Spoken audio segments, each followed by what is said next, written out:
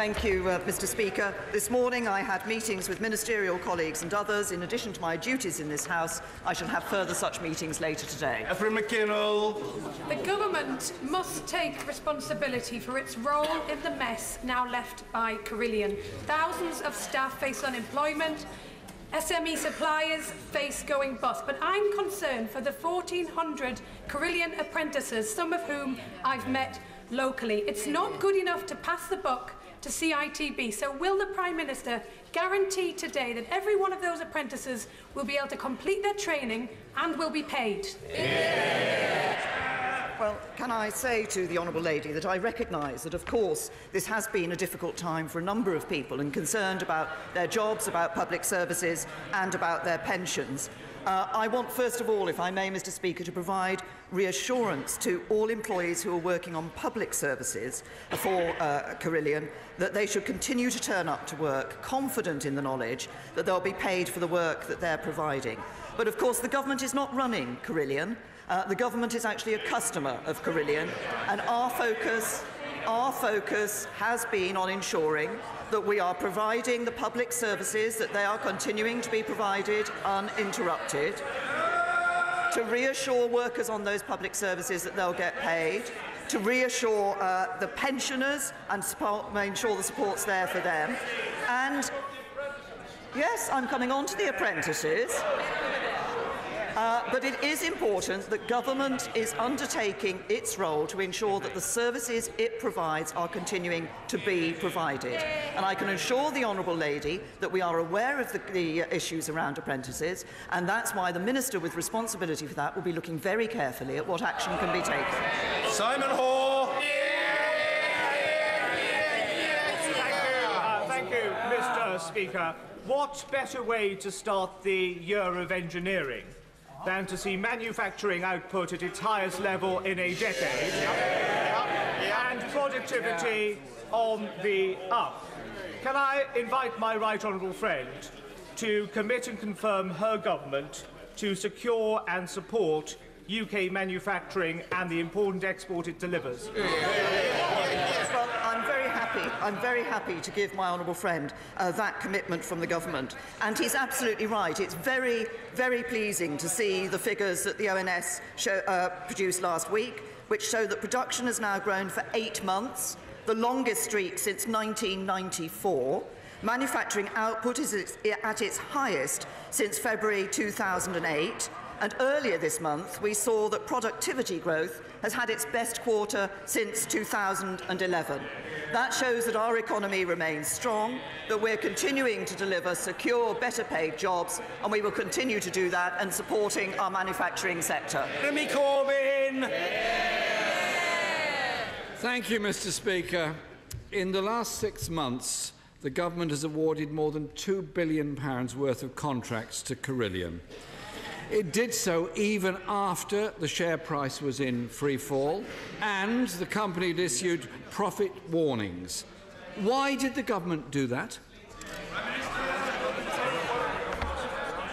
It might be helpful if I just set out for the right honourable gentleman that a company's profit warning means that it believes it will not make as much profit as it had expected to make.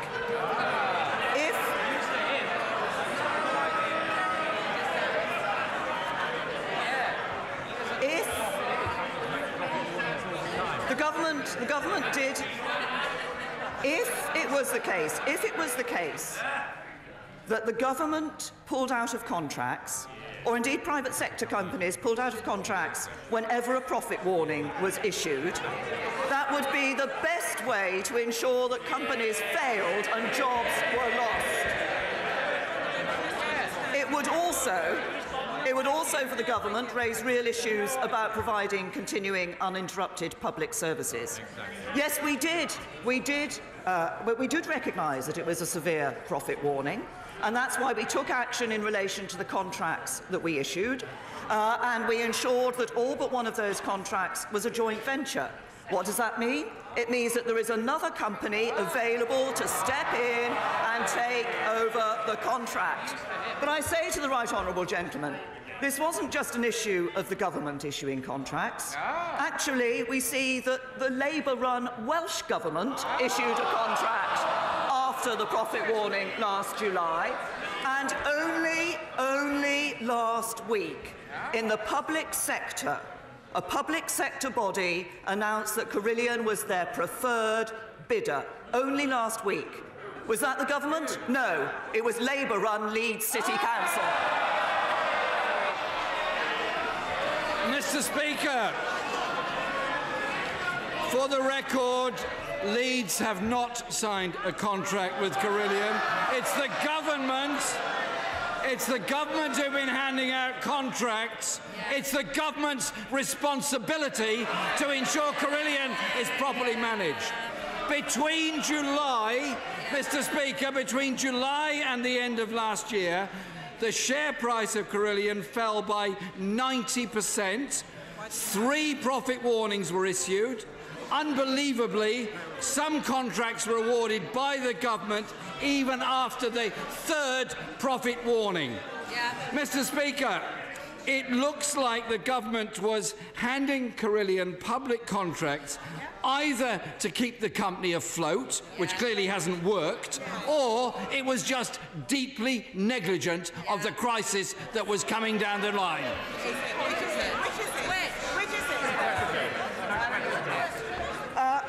Mr. Speaker, I'm very happy to answer questions when the right honourable gentleman asks one. He didn't.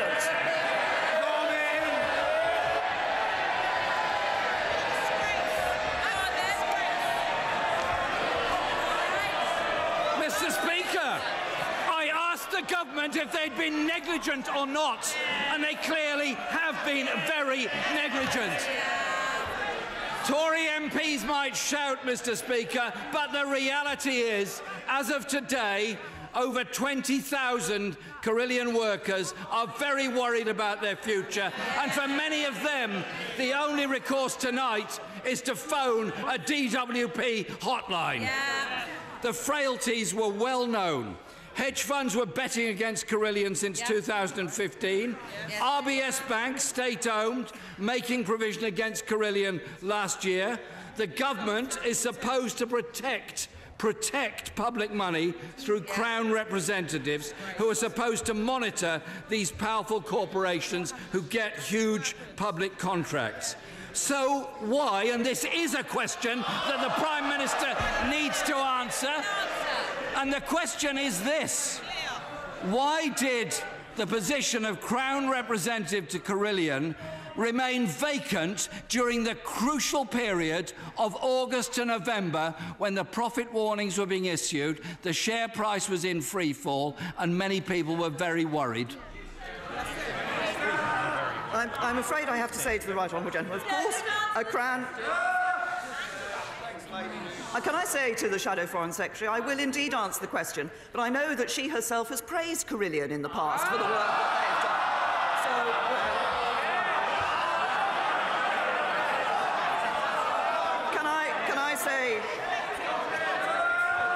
Can I say to the right honourable gentleman, yes, I mean, there is obviously now a Crown representative who's been fully involved in the government's response. Before the appointment of the Crown representative to replace the one that had previously been in place, the government chief commercial officer and the Cabinet Office Director of Markets and Suppliers took over those responsibilities. So it was not the case that there was nobody from the government who was looking at these issues. That's a standard procedure. It ensured that there was oversight of Carillion's contracts with the government during the appointment process of the Crown representative. Well, they clearly weren't looking very well. Carillion went into liquidation with debts we now understand to be $1.29 billion, a pension deficit of $600 million, and at the same time, this company was paying out ever-increasing shareholder dividends, wildly excessive bonuses to directors, and today, 8,000 Carillion workers on private sector contracts will no longer be paid. The chief executive is going to be paid, however, for another 10 months. One rule for the super-rich, another for everybody else. Can the Prime Minister assure the House today that not a single penny more will go to the chief executive or the directors of this company? first say to the right honourable gentleman that obviously this is a situation that is changing as decisions are being taken, but my understanding is that, that there are a number of private sector contractors who have now come to an agreement, and facilities management contractors who have come to an agreement with the official receiver that means that their workers will indeed continue to be paid. I think it's important that we say that that is the official receiver is doing their job and working with those companies. He's raised the issue of bonuses, and of course people are concerned about this issue and and are rightly asking questions about it. That's why we're making sure that the official receiver's investigation into the business dealings of the company is fast-tracked, that it looks into the conduct not just of current directors but also of previous directors and their actions, and the official receiver does have the powers to ensure that in reviewing payments to executives, where those payments are unlawful or unjustified, he can take action to recover those payments. It's important that the official receiver is able to do their job. It's also important. Government's job is to ensure that public services continue to be provided, and that's what we're doing. The right honourable gentleman said earlier in one of his questions it was the government's job to ensure that Carillion was properly managed. We were a customer of Carillion, not the manager of Carillion, and that's a very important difference. And it is also important, that we have protected taxpayers from an unacceptable bailout of a private company. Mr. Speaker, when Carillion went into liquidation, many contractors were still unpaid. This company, Carillion, were notorious late payers, taking 120 days to pay, placing a huge burden on small companies, 4 times longer than the 30 days in the prompt payment code that Carillion had indeed themselves signed up to. So why did the government allow a major government contractor to get away with this? Will she commit to Labour's policy that abiding by the prompt payment code should be a basic requirement for all future government contracts? Yes, of course, we look at the behaviour of companies that we contract with in relation to payments. This question of prompt payments has been one that has been brought up in this House, I have to say, for as long as I have been in this House, and efforts and work is always being done on it. But the right honourable gentleman has raised an important point about the impact of Carillion's liquidation on small companies. That's why this morning the Business Secretary and the City Minister held a roundtable with the banks to discuss credit lines to small and medium-sized enterprises and to make clear that SMEs are not responsible for the collapse of Carillion. The Business Secretary has also held further roundtables today with representatives of small businesses, construction trade associations and trade unions, workers' unions, to make sure that we're on top of the potential effects on the wider supply chain. It is right that we look at those very carefully, that we take this action, and it's also right that we do put in place, through the DWP, support for any workers who do find themselves no longer employed as a result of this. Corbyn. It's a bit late for one subcontractor. Floratech, owed $800,000 by Carillion, have already had to make some of their staff redundant because of the collapse. But, Mr. Speaker, this isn't one isolated case of government negligence and corporate failure. It's a broken system. Under this government, Virgin and Stagecoach can spectacularly mismanage the East Coast Main Line and be let off a £2 billion payment.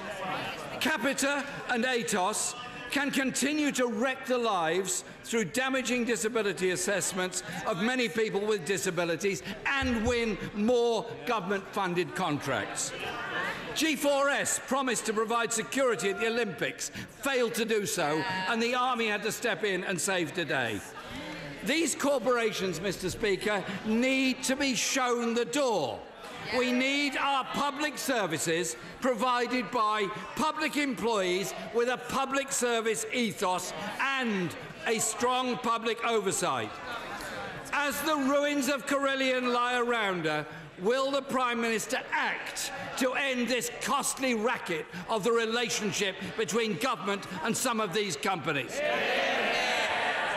And I might first of all remind the right honourable gentleman that a third of the Carillion contracts with the government were let by the Labour government. What we want is to provide good quality public services delivered at best value to the taxpayer.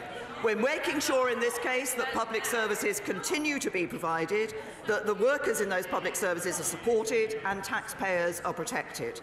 But what Labour oppose isn't just a role for private companies in public services, but the private sector as a whole.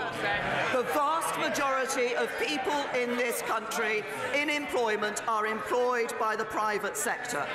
But the Shadow Chancellor calls businesses the real enemy. Labour want the highest taxes in our peacetime history. Labour policies would cause a run on the pound. This is a Labour Party that has turned its back on investment, on growth, on jobs. A Labour Party that will always put politics before people.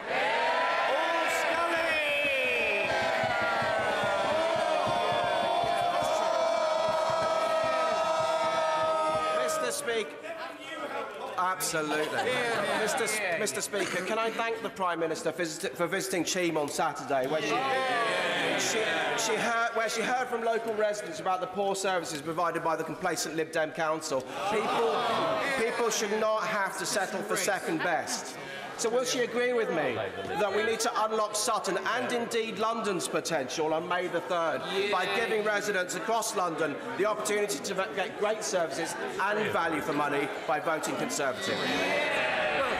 I was very happy to join my honourable friend on the doorsteps in Cheam and hear from people about the issues about Liberal Democrat services in Sutton and Cheam, particularly around the rubbish bins. I believe they're now up to 6 bins per household. I'm beginning to think they're trying to go for 1 bin for every Liberal Democrat member of Parliament. But he's absolutely right. The evidence is that Conservatives deliver better services at less cost to the council taxpayer. And while we're talking about cost to the council taxpayer, only last week Labour's then Fire Minister announced that Labour policy was to put council tax up on every average house, a typical home, by £320. People should know that a vote for Labour is a vote to pay more. Ian Blackford. Thank you, Mr. Speaker. Can the Prime Minister tell the House what official advice she has had on the impact of the UK economy from leaving the EU single market and when she requested any such advice? Well, I have to say to the honourable gentleman that, of course, as we go through the Brexit negotiations, we are constantly looking at the impact that decisions that are taken will have on our economy. What we want to ensure is that we maintain good access, a good comprehensive free trade agreement with the European Union, while also, as leaving the European Union, we will be able to ensure that we get good free trade agreements with other parts of the world. Ian Blackford. Thank you, Mr. Speaker. 19 months after the EU referendum, and the Prime Minister has not a shred of economic analysis on the impact of leaving the single market. On Monday, the Scottish Government published its second analysis paper, revealing some horrifying facts. Leaving the single market will cost each Scottish citizen up to £2,300 a year. How many jobs have to be lost, and how much of a hit will financial families take before the Prime Minister recognises the folly of leaving the single market? The honourable gentleman asked me for economic analysis. Well, I'll give him some economic analysis. We saw the figures this morning for GDP growth in Scotland. In the third quarter, GDP in Scotland grew by 0.2%. In the rest of the United Kingdom, it grew by 0.4%. Over the last year, GDP in Scotland, under an SNP government in Scotland, grew by 0.6%. In the United Kingdom as a whole, it grew by 1.7%. My economic analysis, 1.7% is higher than 0.6%. You're better off with a Conservative government than an SNP one. Sir Henry Bellingham. Prime Minister look at the case of my late constituent, Anne Banyard, who was badly injured by a fleeing shoplifter. She recently died, partly because of his injuries, at the young age of 70. Her claim to the Criminal Injuries Compensation Authority has been delayed, and the family fear that it may lapse completely. Will she join me and our local paper, the News, in supporting this case? And will she make it clear that the rights of victims should always be at the heart of our criminal policy? My honourable friend is right to put the case for the rights of victims, and he's absolutely right that we should always remember victims. I'm very sorry to hear the case of his late constituent, Anne Banyard, and I know that the whole House will want to join me in offering condolences to her family in this tragic case. Of course, as my honourable friend knows, the Criminal Injuries Compensation Authority administers the Criminal Injuries Compensation Scheme, and it applies the rules independently of government. But I'm sure my right honourable friend, the Justice Secretary, will be happy to meet with my honourable friend to discuss this case. Mr. Tanmanjeet Singh Desi. Thank you, Mr. Speaker. After the internationally embarrassing news of the Tory council leader from my neighbouring Windsor and Maidenhead, and his deplorable attitude with regards to the homeless around the royal wedding, and the recent put-downs to the Prime Minister and our government by President Trump, can the Prime Minister confirm whether she actually wants an invite to be extended for the royal wedding and a state visit to the very stable genius from the US, who, by the way, Mr. Speaker, seems to be copying all the buzzwords from this not-so-strong and stable government? Well, the honourable gentleman knows that we have a special and enduring relationship with the United States. An invitation to President Trump for a state visit has been extended. I have to say to the honourable gentleman, I'm not responsible for invitations for the royal wedding to take place. But he did reference the Royal Borough of Windsor and Maidenhead Council. I just think he should be aware that the Royal Borough has taken a number of actions to support vulnerable residents, including those who are homeless. The establishment of an emergency night shelter which is open 365 days a year, a day service attached to that providing support services to vulnerable residents, a comprehensive 7-day-a-week service for the homeless or those at risk of homelessness, and they applied the severe weather emergency protocol. They offered accommodation to, I think, 32 homeless people on the streets, of whom 21 took up that accommodation and 11 did not. Thank you, Mr. Speaker. Prime Minister, cancer can strike anyone, no matter where they live in the UK. The Sunrise Appeal in Cornwall raised £3 million since the year 2000 to fund equipment and buildings for cancer care. But proposals by the NHS could see radiotherapy services move from Cornwall to Devon. This would see many constituents having to travel hundreds of miles to access treatment many times a week. These proposals are unacceptable to my constituents and the vast majority of people in Cornwall. Does the Prime Minister agree with me that travel time should be taken into account when making these decisions, and will she join me in encouraging the people of Cornwall to respond to the NHS consultation? Well, my honourable friend raises an important point, and we do want to ensure that patients get the best cancer services. We want to see them getting access to treatment and ensuring that they get that in a timely fashion. And of course, the length of time it takes them to travel to that treatment is an important issue here. That's why we are establishing radiotherapy networks that will review access issues and service provision on a regular basis and address any shortcomings in the area, and that's backed up by £130 million for new and upgraded radiotherapy machines. But he's absolutely right that these decisions should be taken primarily at a local level, and I would join him in encouraging the people in Cornwall to respond to the consultation. Mr. Speaker, last week my constituent Carol's son had a mental health crisis. He was admitted to the nearest available psychiatric adult bed in West Sussex, a 450-mile round trip from his home and family in Manchester. The lack of mental health beds is a national crisis and scandal. So when will the Prime Minister turn her warm words on mental health into action to solve the crisis? Well, I can say to the honourable gentleman, obviously I'm sorry to hear the experience of his constituent. We are turning the words that we've put on in terms of the priority of mental health into action. Is there more for us to do? Yes, that's why we're continuing to put an emphasis on this. We do see more people being able to access mental health services every day. We've increased the number of people having access to therapies. We've increased the funding that is available for mental health.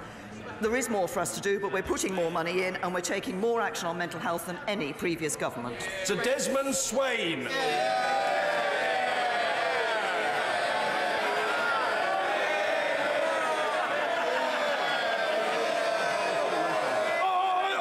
Order! The right honourable gentleman is extremely alert.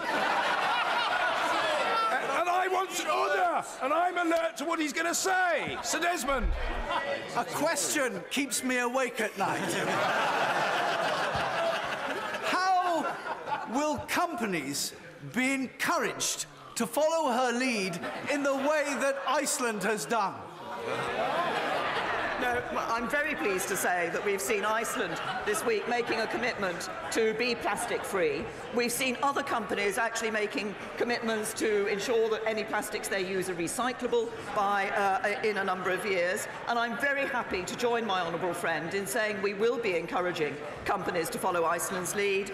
We'll also be consulting on how the tax system or the introduction of charges could further reduce the amount of waste we create. And we're launching a new plastics innovation fund backed up by additional funding that the government's investing in research and development to ensure that we do really reduce the amount of plastic that is used and leave this planet, this land, in an environment in a better state than we found it. We can all learn about brevity, myself included, from the right honourable gentleman. David Linden. Thank you, Mr Speaker. Margot Laird has profound mental health difficulties. She was put onto universal credit in January 2016 and subsequently received a 276-day sanction. A judge recently ruled that that sanction was wrong and it's been overturned. Will the Prime Minister agree to look into Margot Laird's case? But above all, will she apologise to Margot? I'm sorry to hear the case that the honourable gentleman has set out. I'm very happy to ensure that that case is properly looked into. Andrea Jenkins. Thank you, Mr Speaker.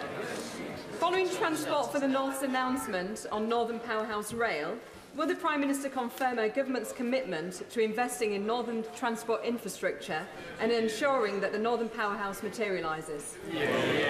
Well, I'm very happy to give that commitment to the Northern Powerhouse and to giving the great cities across the north the transport infrastructure that they need in order to be able to develop that northern powerhouse. We are spending a record £13 billion to transform transport across the north.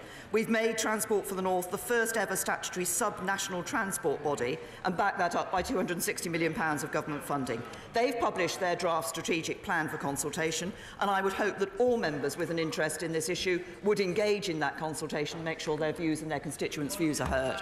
Carol Monaghan. Thank you, Mr Speaker. His Holiness Pope Francis has this week condemned hostility to migrants, saying communities across Europe must open themselves without prejudice to the rich diversity of immigrants.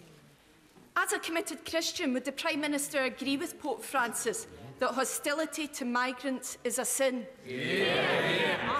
What I say to the honourable lady is that this country has a fine record over not just decades but centuries of welcoming refugees and ensuring that people can come to this country and make their home in this country, and that is what we will continue to do. Goldsmith.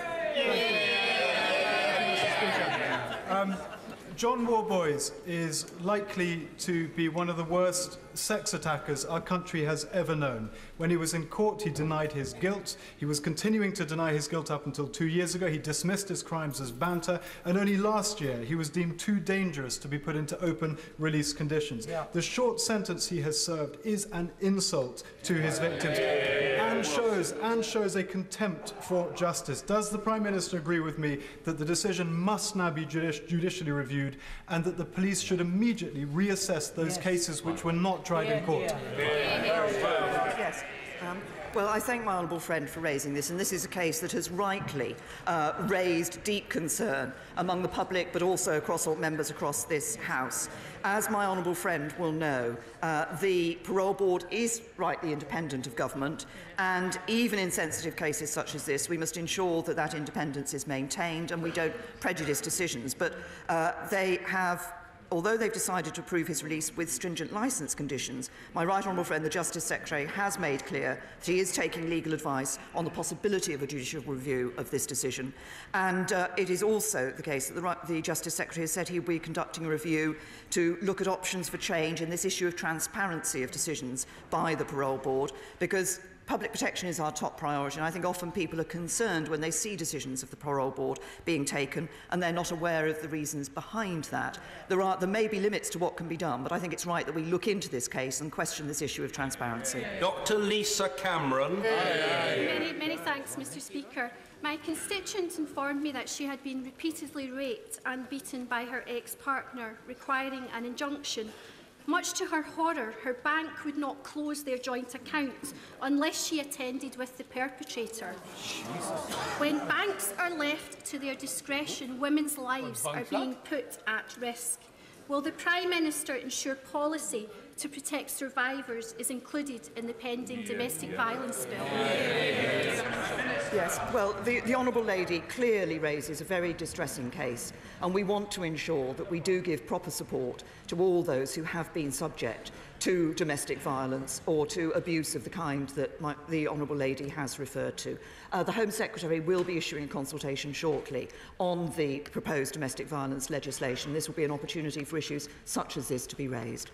Damien Moore. Thank you, Mr. Speaker.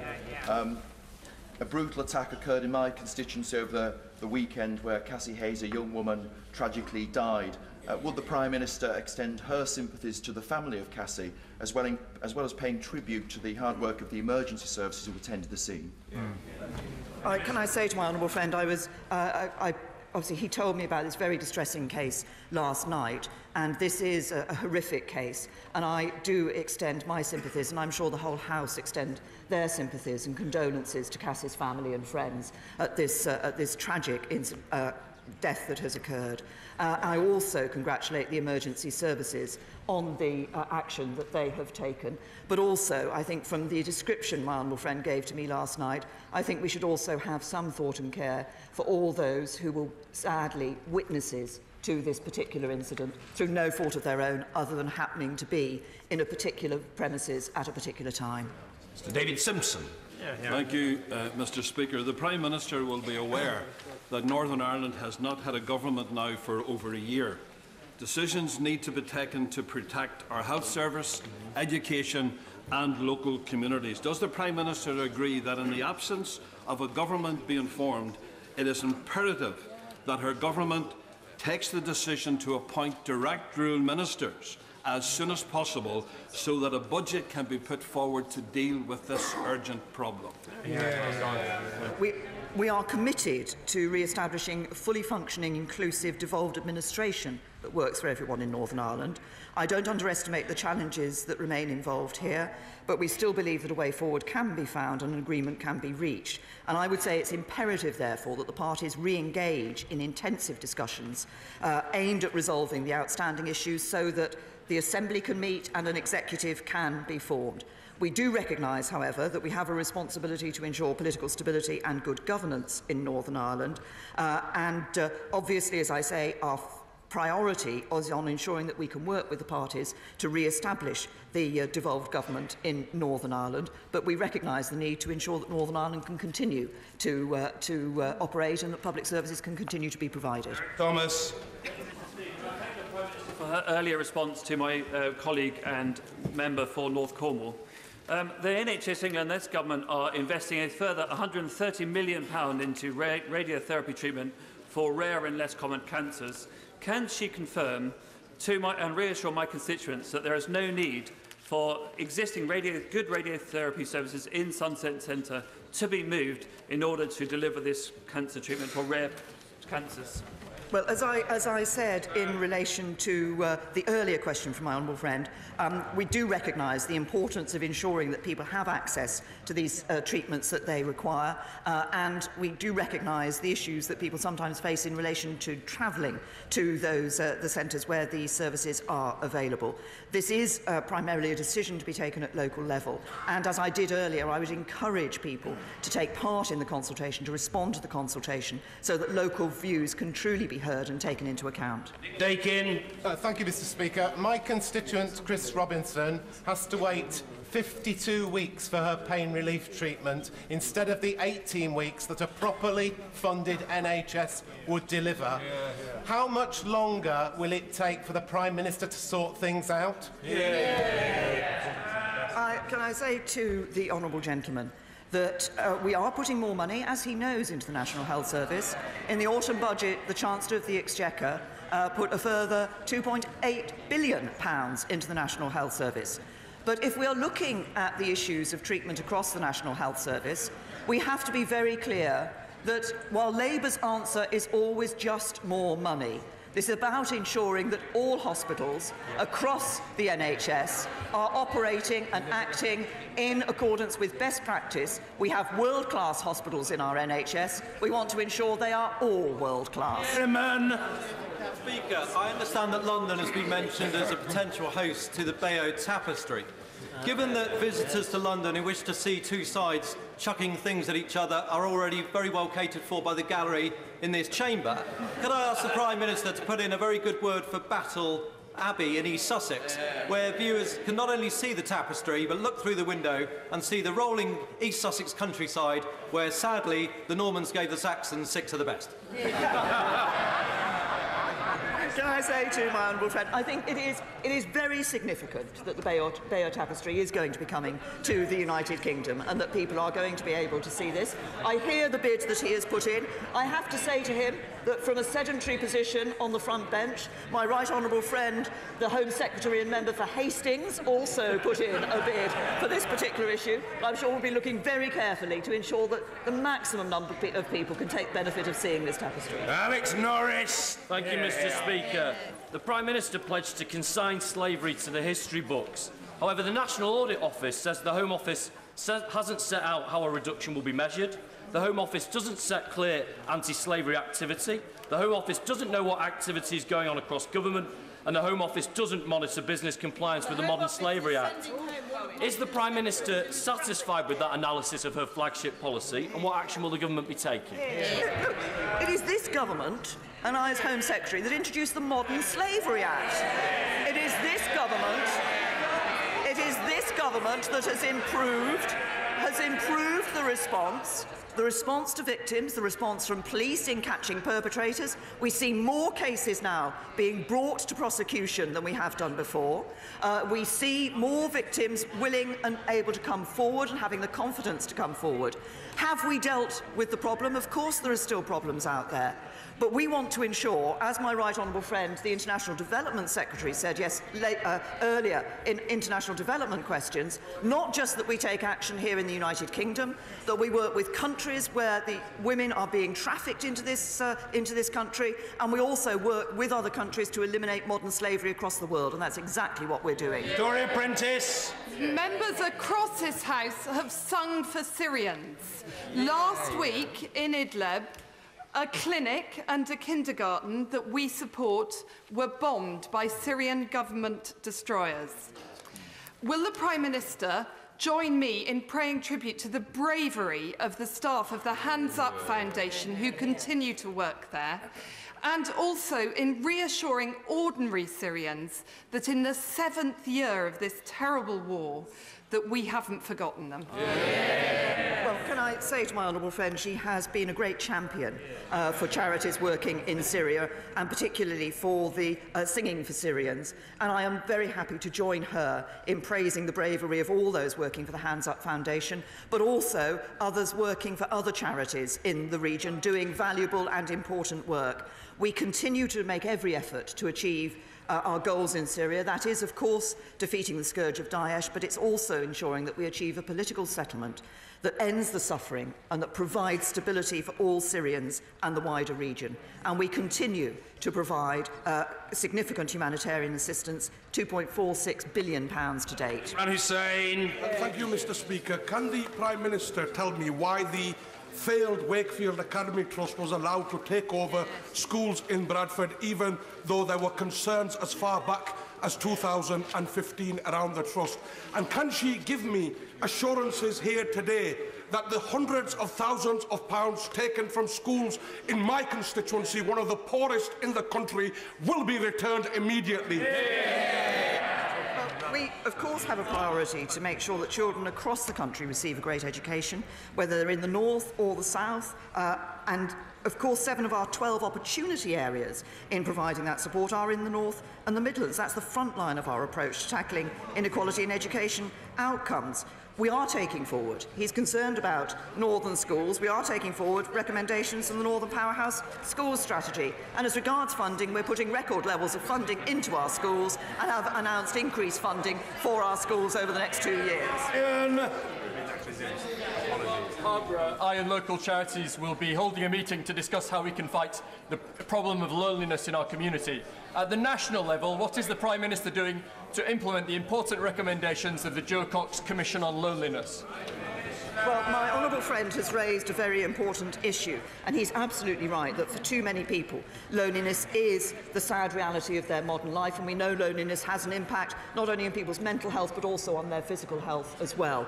I'm very pleased that later today I'll be hosting a reception for the Joe Cox Foundation looking at this issue of loneliness in number 10 Downing Street. I think the work that Joe Cox started, that has been continued by my honourable friend, the member for South Ribble, and the honourable lady who's for Leeds West, thank you, is a very important work. And I'm pleased to say that the government has appointed a Minister for Loneliness. I think this is an important step forward. It shows that we do recognise, of course there's more to do, but it shows that we recognise the importance of this issue, and I pay tribute to all those in this House who've championed this issue. Mr. Speaker, universal credit was meant to remove benefit traps, but the Department for Education wants to base eligibility for free school meals on an income threshold. So if a family earning just below the threshold gets a small pay rise or an increase in hours, they'll immediately lose the benefit of the school meals and end up much worse off. It's a far worse benefit trap than anything in the old benefit system. Surely one department should not be torpedoing the aim of getting rid of benefit traps, the government's aims, in this way.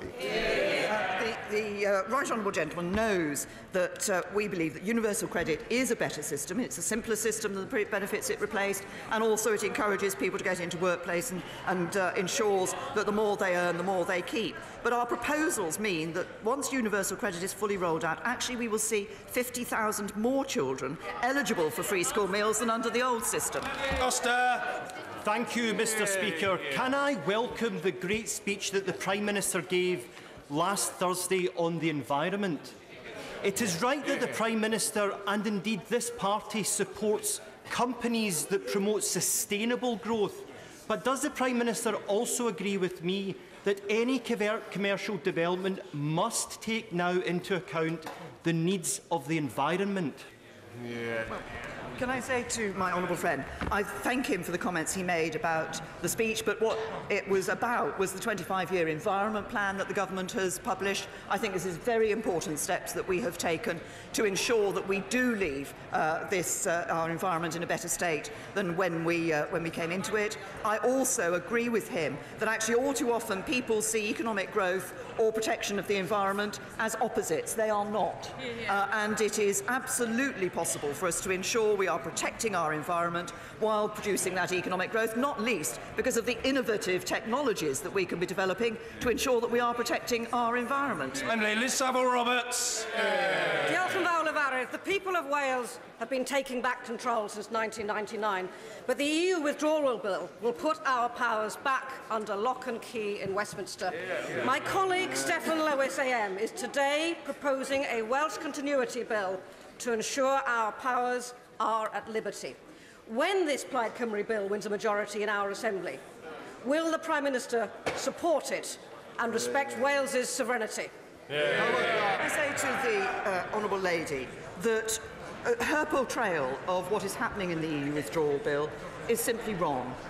We are working with the devolved administrations to ensure that we deal with the issues that have been raised around Clause 11 and the question of powers that need to remain at UK level to ensure our internal market, but powers will be devolved and extra powers will be devolved to the devolved administrations. We continue to work with the devolved administrations on this, and we will be bringing forward amendment to Clause 11 in the House of Lords, but we want to ensure that that meets the needs of the UK and of the devolved administrations. Thank you. Order.